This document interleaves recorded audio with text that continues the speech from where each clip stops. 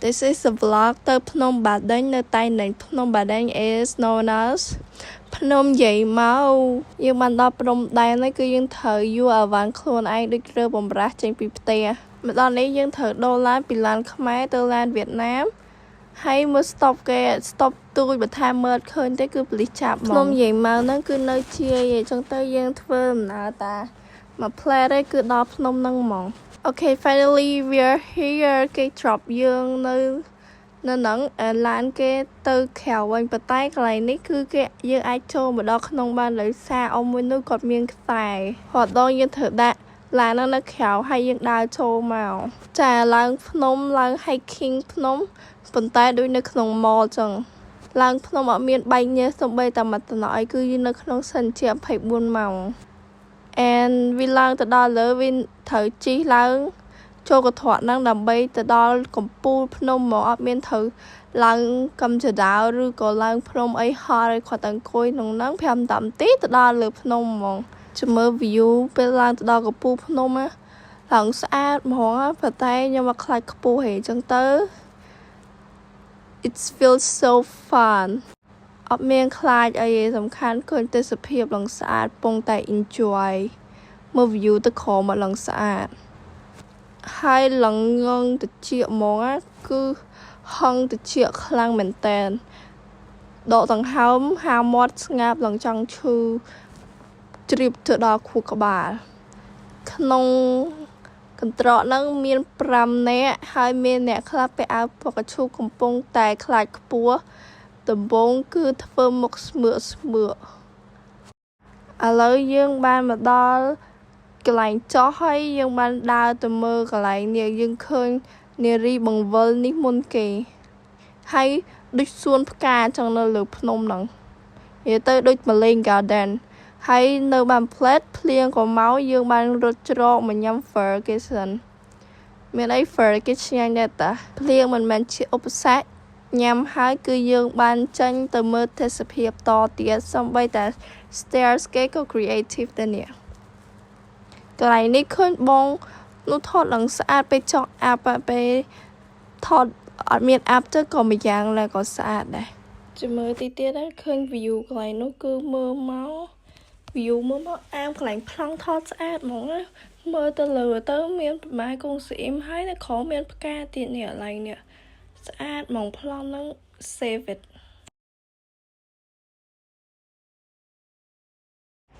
យើងមានពេលអត់ដល់5ម៉ោងឯងចឹងទៅយើងត្រូវមើលកន្លែងមួយកន្លែងថតសូត្រដើម្បីឡើងទៅមើលកន្លែងផ្សេងមកលើភ្នំហ្នឹងគឺមានច្រើនកន្លែងថតមែនតើគឺយើងថតអត់អស់ហ្មងហើយបើយើងឲ្យពីកន្លែងមួយទៅកន្លែងមួយឆ្ងាយទៀតចឹងយើងត្រូវចំណាយពេលវេលាច្រើនមែនតើដើម្បីដើរឥឡូវយើងបានឡើងមកដល់រូបសំណាកព្រះពុទ្ធឡើងចែងចាយឡើងស្អាតឡើងពណ៌លឿងហ្មងណាមើលហើយគឺដូចនៅប្រទេសខ្មែរចឹងដូចព្រះពុទ្ធនៅពលានយន្តហោះខ្មែរយើងចឹងថតឡើងហ្នឹងហើយយើងត្រូវដើរទៅកន្លែងប្រម៉ែកងស្អ៊ីមឃើញពីហ្នឹងចិត្តណាប៉ុន្តែដើរត្រូវឡើយឆ្ងាយទៀតណានេះដើរទៅចាប់ដើមដើរទៅហើយទៅដល់កន្លែងនោះគឺគេឲ្យយើងដោះវិជើងពាក់ស្រោមជើងកណាត់គេជុំមើលរឿងសិនបានគេឲ្យចេញមកក្រៅបើយើងចង់អត់មើលរឿងក៏បានយើងដើរចេញទៅក្រៅហ្មងក៏បានដែរប៉ុន្តែមកក្នុងនេះគឺត្រជាក់ស្រួលហើយរូបពុទ្ធពេញហ្នឹងហ្មងទីទៀតគេបិទភ្លើងឲ្យយើងមើលអា slide នៅខាងលើហ្នឹងហ្មងដូចមើលរឿងកនចឹងហើយនាំគ្នាអង្គុយពេញហ្នឹងចឹងគេចាំគ្នាប្រហែលប្រហែលទីហើយទីទៀតគេបិទភ្លើងល្ងិតហើយគេបើកសន្ទនាការប្រាប់យើងថាគេតែគេនិយាយជាវៀតណាមចឹងយើងស្ដាប់អត់យល់យើងចាំមើលថាយើងចង់ដឹងថាគេនឹងធ្វើឲ្យគេទៅពងអត់ដឹងថាហ្នឹងគេធ្វើឲ្យគេដែរចឹងអង្គុយតាមគេឃើញគេចូលអង្គុយទៅស្មើគេតាំងសមាធិអីចឹងហើយតែឃើញនៅលើតំណងគេចាក់រឿងឲ្យមើល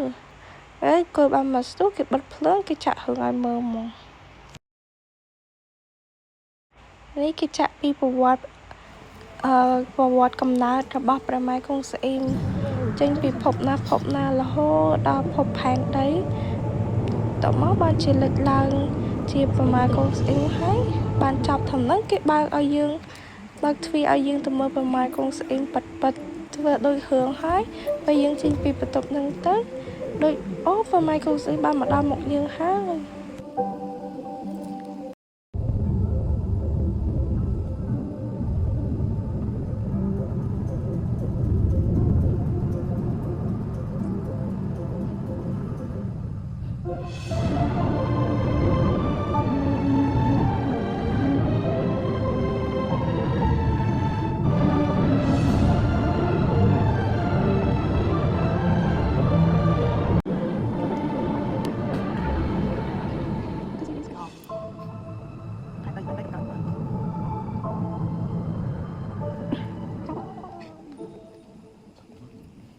ឥឡូវចាប់ហើយយើងបានដើរចេញមកមើលម៉ែកូនស្អ៊ីងនោះប៉ុន្តែជាមើលថតរូបបានតែមួយផ្លែតគឺចាប់ផ្ដើមចុះអាប់មកឡើងរឿងមកខ្យល់នឹងតិចមើលប្រម៉ែចេញចង់ឃើញគឺឥឡូវហ្នឹងឃើញប៉ុណ្ណឹងតិចគឺបាត់ឆឹងហ្មងលែងឃើញអីតែតែសោះហ្មងគឺចុះអាប់ពេញហ្នឹងហើយខ្យល់ត្រជាក់មែនតើសប្បាយហ្មងរហូតលេងពេញអាប់ហ្នឹងថាចង់ថតមួយប្រម៉ែកូនស្អ៊ីមចេញរូបស្អាតឥឡូវពពកចុះអាប់បាត់ប្រម៉ែយុទ្ធបាត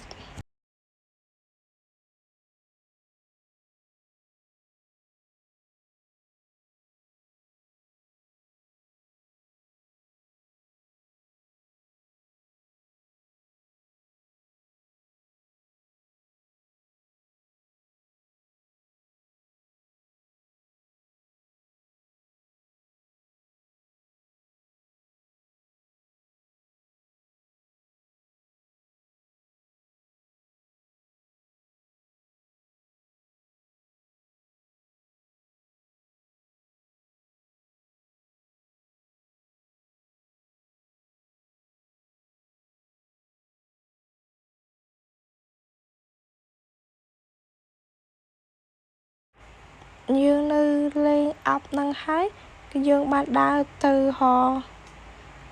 រូបសំណាកមួយទៀតតែត្រូវចុះអាកន្លែងគេល្បីនេះក្នុងហ្នឹងដូចក្រោមដីចឹងឲ្យស្អាតមែនតែនពេលចុះម្ដងក្នុងនេះចិត្តដល់កន្លែងចេញទៅ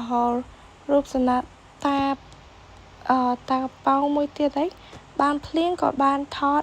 កន្លែងចដាយន្តនេះសិនទៅពេលហើយបាត់ភ្លៀងយើងបានដើរទៅមើលរូបសំណាកគេបានទឹកដាក់អត់ជំនឿដល់លោណា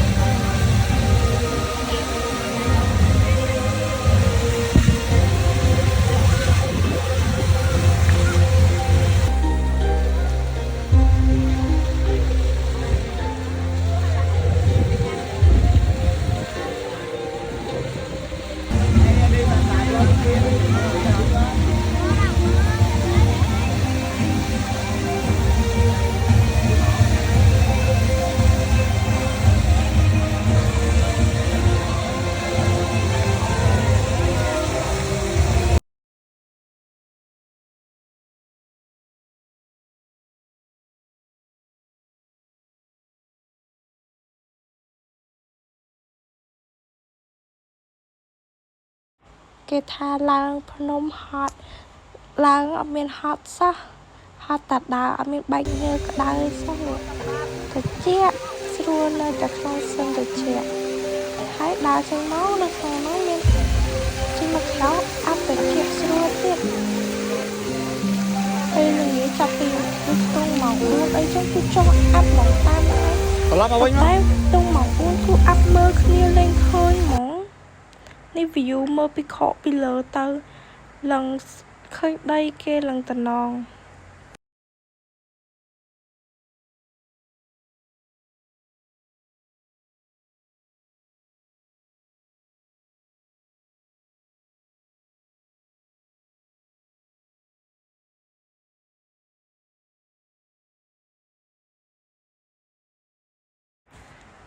ដើរអស់តែសំបីតែខាងក្នុងនេះក៏អត់ត្រូវបាន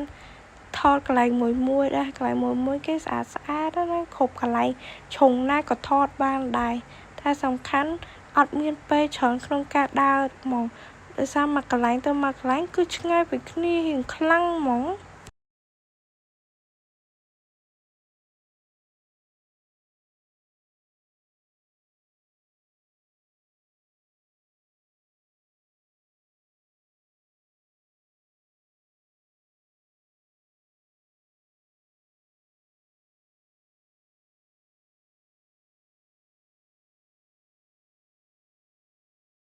ឥឡូវមើលថតហើយ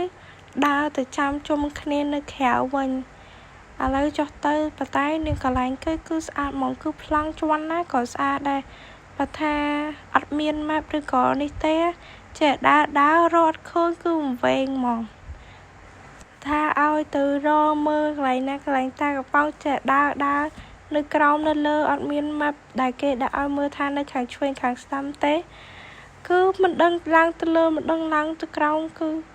វល់ពេញនឹងតែម្ដងមកថ្មីថ្មងផងអានេះពេលដល់ម៉ោង4គឺរត់នេះឃើញអាប់នៅក្រៅឡើងចុះមកឡើងលឿនហើយឡើងខ្លាំងមើលគ្នាលេងឃើញហ្មងណាចេញពីបន្ទប់ទឹកមកថារត់ទៅផ្ទះឡើងឡានវិញឃើញអាប់រត់មកលេងអាប់សិនហើយបាន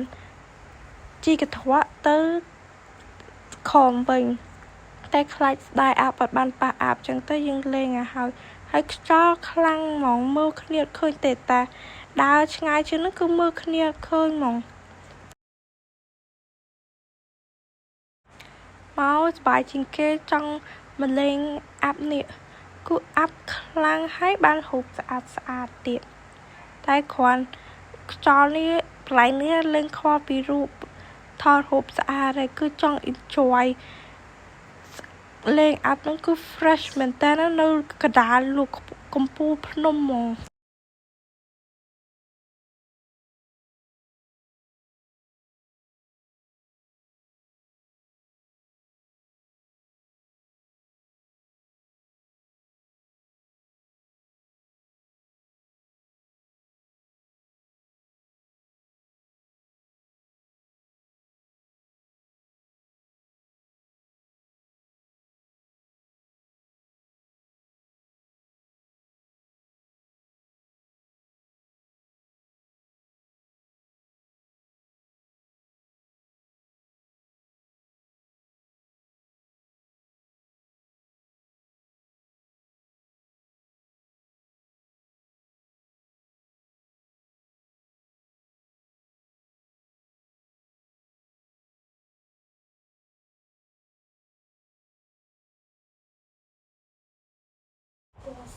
លេងមិនទាន់បាន10នាទីហងគេចាំគេចោលទៅក្រោមអស់ហើយចឹងទៅយើងត្រូវ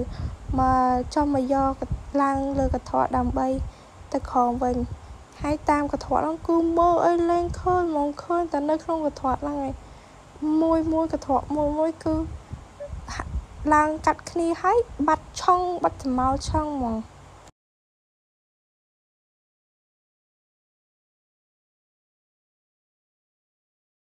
អាពេលចង់មកដល់ក្រោមទីទៀតបានឃើញអស់អាប់តិចបានឃើញ view មកវិញ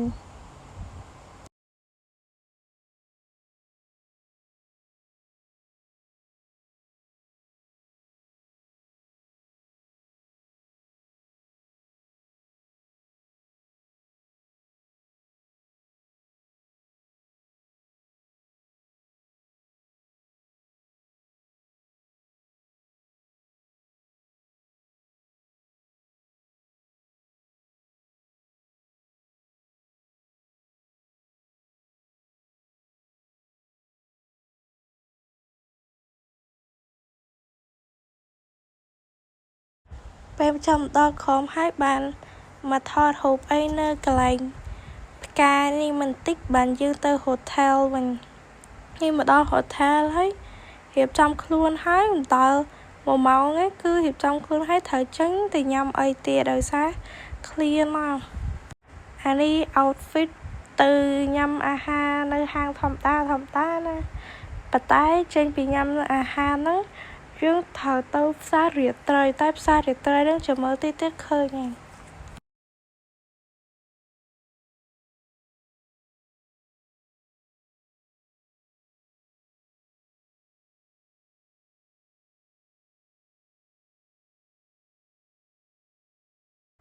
ឥឡូវនេះថាគេហូតថាគេឥឡូវយើងចុះទៅក្រោមឡើងក្រុងទៅញ៉ាំអាហារពេលល្ងាចសិនគឺ craving មែនតើ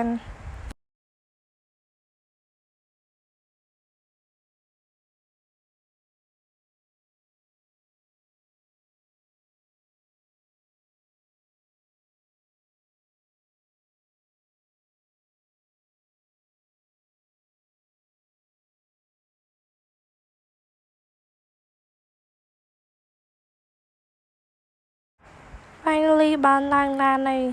ឥឡូវមកដល់កន្លែងញ៉ាំអីគឺមកក្អមគេហ្នឹងបាយក្នុងឆ្នាំងក្អមឆ្នាំងដីហ្នឹងច្រើនហ្មងហើយញ៉ាំអស់មកក្អមហ្នឹងគឺ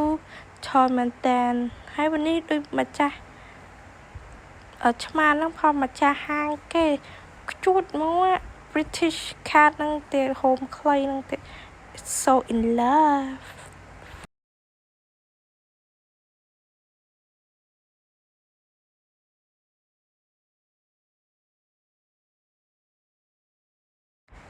នេះមកហូបគេនៅ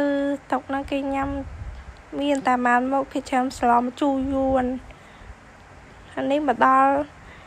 កន្លែងផ្សាររាត្រីគេហើយអត់មានសូវមានលក់អីលក់តែគ្រឿងកញ្ចប់ហើយមកហូបក៏អត់សូវមានដែរ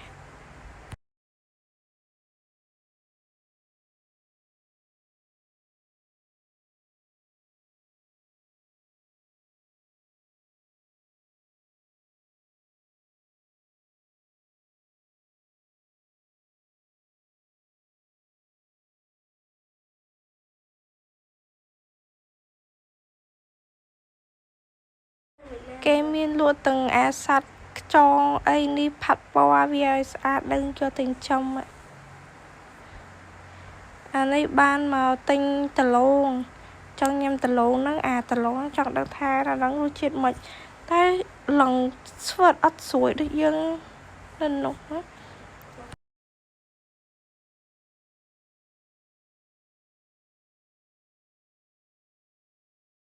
បាននំនេះគេហៅនំបាញ់ត្រាំងអាំងហីនំនេះល្មមទទួលយកបាន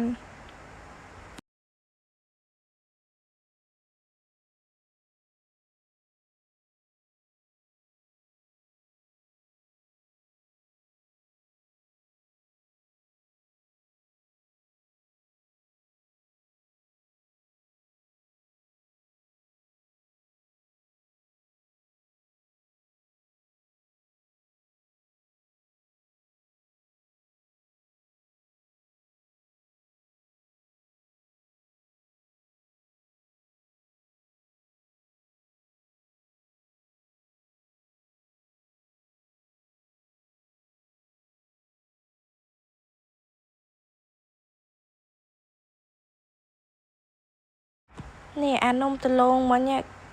បាក់ដូចនំដលងហើយគេហូរដូចម្សៅឈីសពីលើឥឡូវកាត់មកដល់ពេលផឹកឡើងគឺងើបអត់តាន់ទេពេលអាយកហើយគឺមកដល់ breakfast អាហារពេលផឹកហ្មងនៅនេះថ្ងៃសៅរ៍តាគេអត់មានបើកហូរហៀទេកន្លែងណាបើកកន្លែងណាអត់ហ្មងអានេះដឹងម្ហូបគេហៅស្អីដឹងទេតែឆ្ងាញ់ស្តៀងគួងតែគេយកកាស្លឹកនោះមួយទៀតយកកระดาษនោះមួយទៀតមកខ្ចប់ចឹងទៅអាហ្នឹងគេមិនហៅគួងគេហៅអត់ចាំទេហើយដល់ហ្នឹងសវោគេលក់នៅខ្មែរយើងគេលក់នំស្នាកអីទូចនៅនេះគេមកឆ្កោះយើងទិញឆ្នោតអត់កន្លែងណាគាត់សួរយើងទិញឆ្នោតអត់ដែរខົບកន្លែងហើយយើងញ៉ាំអីហើយយើងបានទៅផ្សារកន្លែងនេះមិនផ្សារទៅដូចកន្លែងគេលក់អីចឹងណាដូចគេថាមួយកន្លែងហ្នឹងហើយឲ្យចាស់ចុះទិញអីទៅតមកបានទៅផ្សារនេះប៉ាត់ប្រកបតែផ្សារហ្នឹងគេហៅផ្សារលក់គ្រឿងបួសគ្រឿងកញ្ចប់នំគឺអត់មានអីដូចផ្សារយើងទេតែលក់នំលក់បាញ់ត្រាំងលក់អីដែលគ្រឿងបួសទេដូចនំកញ្ចប់ចឹងហើយបានអត់មានអីទិញគឺយើងមកវត្ត វត្តនេះគឺស្អាតហ្មងហើយខ្លោងទ្វារគេចូលប៉ុណ្ណឹងហ្មងបើថាអ្នកបើកមិនស្រួលគឺបុកទ្វារនឹងតែម្ដងនេះយើងបានមកដល់វត្តហើយឃើញព្រះអង្គនឹងធំហ្មងហើយក្នុងវត្តហ្នឹងមានកន្លែងថតរូបក៏ច្រើនដែរគឺដូចគេហៅវត្តហ្នឹងគឺវត្តប៉ុន្មានហិកតាគឺធំហ្មងដូចកន្លែងគេមកទស្សនាលេងអីចឹងគឺធំខ្លាំងមែនតើក្នុងហ្នឹងគឺដើរអស់ទេច្រើនកន្លែងនេះក៏អត់ដឹងថាគេឲ្យធ្វើអីដែរឃើញរូបគេបវលអញ្ចឹងតែគឺប្លែកភ្នែកមែនតើអានេះ culture គេហើយតបមកនឹងឃើញវីដេអូម៉ែម៉ែចង់ឲ្យថតឥឡូវយើងមកមើលនេះរូបម៉ែគឺកន្លែងនេះក៏ស្អាតដែរចូលទៅដល់ក្នុងហ្នឹងឃើញគេចិញ្ចឹមថៃហ្មងមិននឹងកន្លែងហ្នឹងដូចស្រះថៃក្នុងហ្នឹងខាងខំហ្នឹងគឺស្រះថៃទាំងអស់ប៉ុន្តែនៅក្នុងមានថៃនោះមួយដុំហ្នឹងគេដាក់ចំណីឲ្យមួយទៀតគឺជាក់ក្នុងហ្នឹងដូចលអាងមួយចឹងក្នុងក្រៅនេះឃើញថៃអាពេលទៅដល់ក្នុងឃើញថៃឈរក្បាលមានកធាយមានថៃមកចាំមើលទៀតដល់ហើយនោះឃើញថៃនៅក្នុងហ្នឹងគេបោះថៃអញ្ចឹងឥឡូវគឺដល់ម៉ោងត្រូវទៅផ្ទះវិញហើយបើមិនចេញស្មោះហ្នឹងទេគឺដល់ផ្ទះគឺយប់មែនតើហើយតែស្ដាយ view គឺអត់សូវបានថតទេគឺដើរលឿនត្រូវទៅកន្លែងមួយទៀតអត់បាន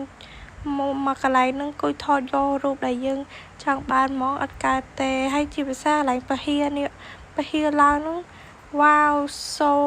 ថតរូបកន្លែងហ្នឹងបានខ្លះហើយឡើងស្អាតហ្មងជាប់ចិត្តពហិហ្នឹងមែនតើបានផឹកកាហ្វេគេកាហ្វេនៅយូរគឺកន្លែងណាក៏មានដែរអានេះអាហារថ្ងៃត្រង់ហើយចេញពីថ្ងៃត្រង់ហ្នឹងទៅញ៉ាំអីនៅខ្មែរទៀត